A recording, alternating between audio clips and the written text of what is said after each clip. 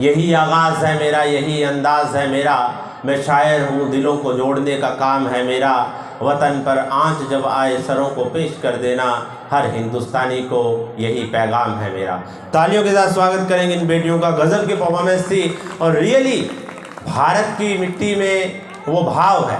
कहते ना कि अपनी जान की दुश्मन को भी हम अपनी जान कहते हैं, मोहब्बत की इसी मिट्टी को हिंदुस्तान कहते हैं। वो खुशबू, वो प्रेम की, देश प्रेम की, कहते कि कण कण के अंदर मौजूद है। आज इन बच्चों के अंदर भी वो भावना हमें देखने को मिलती है।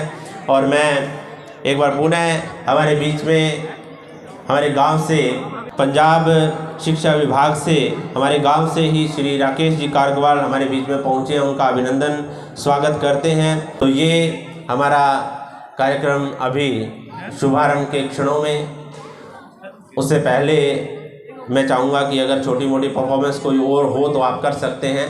तो मैं सभी से ये पुनः कहूँगा कि हम यहाँ पर अपनी उपस्थिति दर्ज करवाएंगे, बच्चों के गेम्स देखेंगे, सहयोग करेंगे, जैसा भी मैनेजमेंट में के अंदर और जैसा हमारा साथ रहता है, सभी के साथ की बदौलत ये कार्यक्रम संपन्न होगा। कहते कि अकेले में हम अक्सर अपनी परछाइयों से डर जाते हैं, अगर मिले किसी का साथ तो हम दुनिया जीत जाते हैं। दुनिया के अंदर छोटे से छोटा होते, बड़े से बड़ा काम सहयोग से होता है, साथ से होता है। जब भावों से एक होकर हम लोग साथ देते हैं तो हर चीज़ पॉसिबल है। एक नई पीढ़ी के कल्याण के लिए और नई पीढ़ी की ऊर्जा को सही दिशा में लगाने के लिए ये खेल जैसे आयोजन, मैं कहता हूँ कि बहुत बड़ी भूमिका निभाते हैं।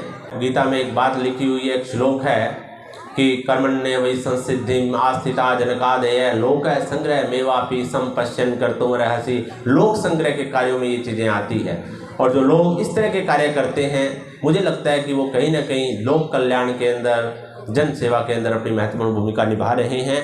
क्योंकि हर पेरेंट्स चाहता है कि हमारे बच्चे जो हैं वो नशे में ना पड़े कम से कम।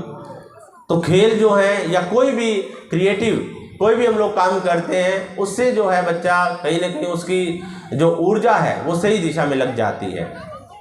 तो ये खेल कार्यक्रम एक संकल्प के ये दिन होते हैं कि हम लोग संकल्प उठाएं कि बच्चों को ग्राउंड के साथ जोड़ें। और आज हमारे गांव के कुछ युवाओं ने, जैसे श्री अनिल जी कसवां, डॉक्टर नील कसवां, जो आज जो है नर्सरी के अंदर बच्चों को ये सिखाते हैं गेम्स। तो जैसे मेरी एक बार उनसे बात हुई तो वो कहते कि हम खेलना नहीं सिखाते। तो मैंने कहा हम तो आपको कोच समझते हैं। वो कहते खेलना तो बच्चे वैसे ही सीख जाते हैं, हमारे पास आते हैं तो खेलते हुए देखते हैं, लेकिन बच्चों को लाइफ सिखानी है। यानी कि खेल जो है वो हम लोगों को जीना सिखाते हैं।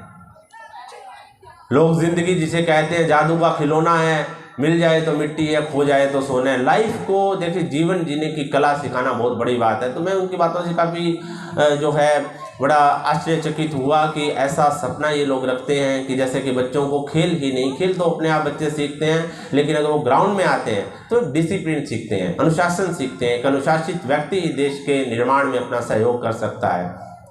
और मैं आपको एक बात बताना चाहूँगा कि जो ये इस बार हमारे देश के अंदर 75वां गणतंत्र दिवस मनाया जाएगा, 74 वर्ष हमारे गणतंत्र भारत के पूरे हो चुके हैं।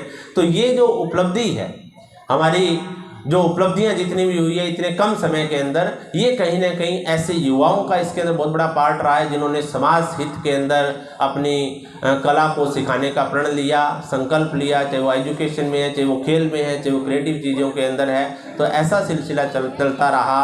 तो हम लोग जिस दिन अपनी स्वतंत्रता की शताब्दी मनाएंगे तो मुझे लगता है कि उस समय भारत विकास के बहुत बड़े पायदान पर होगा।